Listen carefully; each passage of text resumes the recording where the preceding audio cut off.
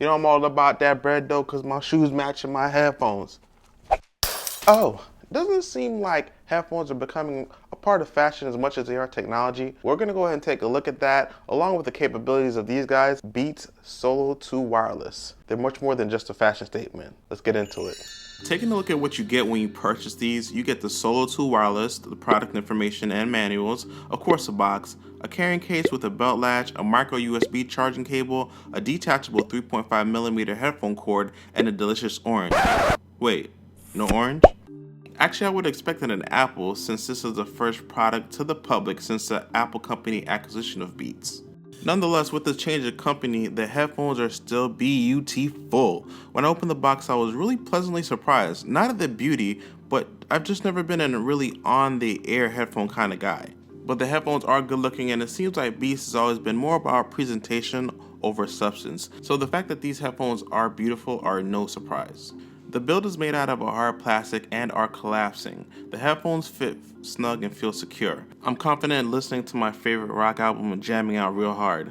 These are on the air headphones, so these aren't the best choice for comfort, as you can get air fatigue after a while. So I conducted an air fatigue test and I started to wear these at 6:41 a.m. and I kept them as long as I could. Now I didn't notice any gradual discomfort, but at 9:51 I was like, oh hell no, I need a break. So I lasted about 3 hours and 10 minutes without needing a break, but I've been told by the ladies that I got a real sensitive air. The box that these guys come in specifically say made for iPad, iPod, and iPhone. Now this doesn't mean that the headphones don't work for any other device. It just means that there are specific technologies in the device that are made for Apple devices, like Remote Talk. I tested these out on the Samsung Galaxy Note 4, and the inline controls only work for pause and play, not volume up and volume down. When connected wirelessly via Bluetooth, the pause play control on the left hand side, along with the volume up and volume down, worked just fine. So to be clear, this is the successor or the upgraded version, the Solo 2. Now this version promises a better sound experience and wireless capability. Pairing the device is super easy and it works pretty well. Now Beats as a company has become very secretive about knowing what coding, technology, and specs altogether that they use. But it really shouldn't matter as long as they provide a great sounding device. And I can tell you that from personal experience utilizing these, there's not a lot of loss of quality as far as the sound when you're actually using these via Bluetooth. The side of the left air cup is for where you control the pause, play, and sound control as far as volume and sound, and it works well. As far as the Bluetooth that you get in distance, well, let's test that out. For right here by the camera, I'm gonna place it down on the floor. I'm gonna walk away so that you guys see the amount of distance Bluetooth that I get. Now, I'll raise my hand when I got some distortion, all right? Let's get it.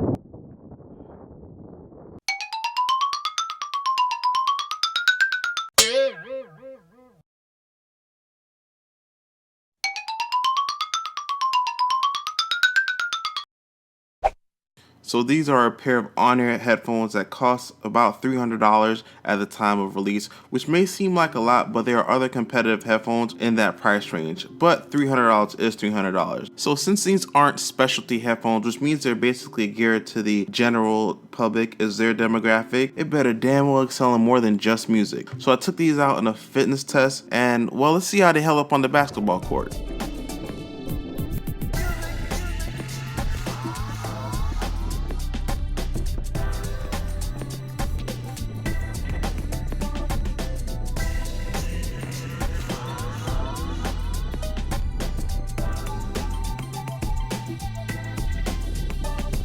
So you guys just saw the fitness test and they held up pretty well. Now these are on the air headphones, which means that they do have the possibility of coming off when you're doing a rapid movement. It's not that practical that you'd be wearing these playing a full game of full court basketball, but it's meant to simulate of some experiences that you might go through with your routine when you're working out at home or at the gym. So since these actually are on the air headphones, they're not going to be glued to your ear obviously, so they do have the possibility of coming off. You want to make sure that the type of headphone that you get won't just fly off your ear. They'll at least give you some kind of warning. So when you're getting up from a sit-up, you don't want it to fly off like that. You want it to be at least give you some kind of leeway to say, hey, they're about to come off, readjust me. And these do a really good job of that. So this is something that I do recommend for workouts. If you want to go in the gym and you need a really good pair of headphones that won't slip off immediately when you get sweaty or anything like that, they'll have that good, nice, snug fit. These do pretty well. The sound performance is a lot better than previous Beats that I've experienced. The separation of treble and bass is good, and it handles bass at high volumes better than a lot of other headphones that I've tested, period. Now, there isn't that pesky rattling that you get in the first generation Beats when the volume gets too high. You can basically listen to any genre on these and be satisfied. It's not the best sound experience, but it's a damn good performer. The Beats Solo 2 Wireless are more than just a great looking pair of headphones. They sound great and handle most genres excellently. They fit tight and snug and won't come off easily if you were to take these out for a quick jog, but for $300 I would not risk it. Although they do well for workouts, they aren't as comfortable to wear for extended periods. The battery lasts a good while, and the music is just as impactful when utilizing wireless or a wired connection. The microphone for calls in my unit did not do well when I first received them, but after about a few days, they had no complaints. $300 for an on-ear headphone is kind of steep, but you will be hard-pressed to find another pair that look this good. So if looks is as important as performance and sound, then these are definitely worth looking into. So hey guys, thanks for watching my video. I really had a fun time making this review. And if you do have Google Plus or Twitter, feel free to follow me. It's right below that like button is where I keep the links for my Google Plus and Twitter.